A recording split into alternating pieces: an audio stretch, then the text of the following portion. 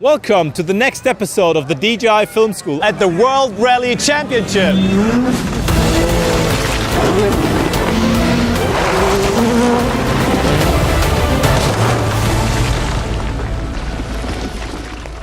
In this video, we want to give you some tips on how to fly a drone at a rally.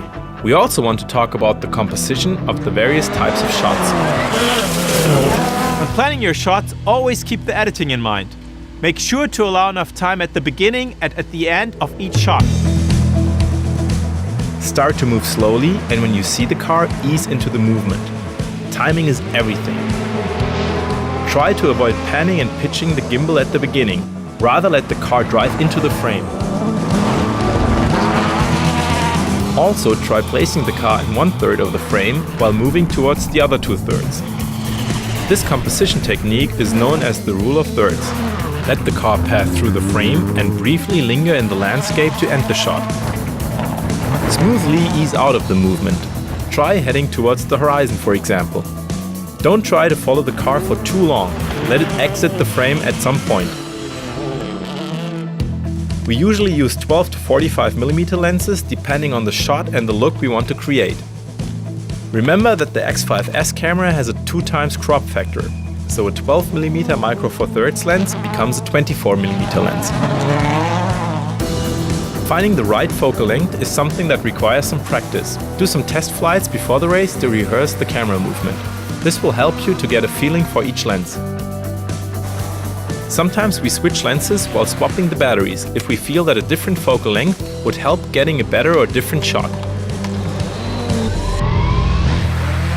There are countless types of shots. You're only limited by your imagination and, of course, safety concerns.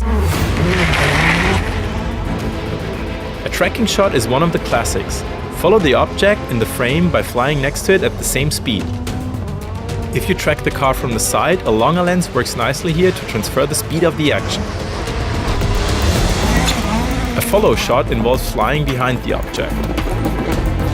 A reverse shot requires flying in front of the object.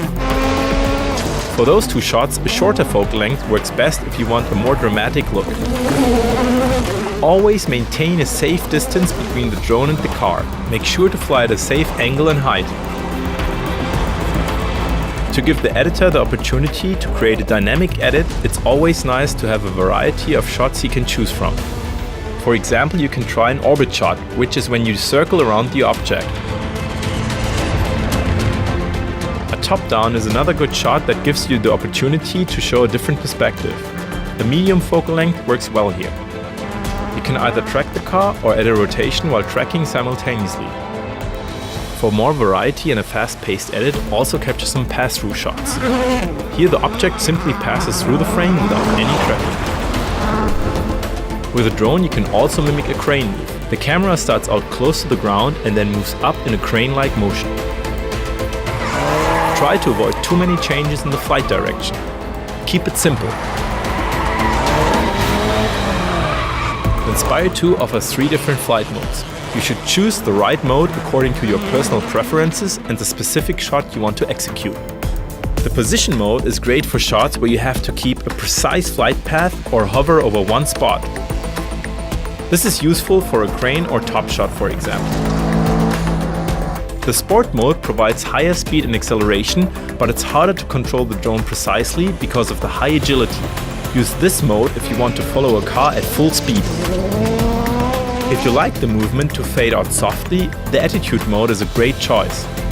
Here the drone does not stop abruptly if you return the sticks to a neutral position.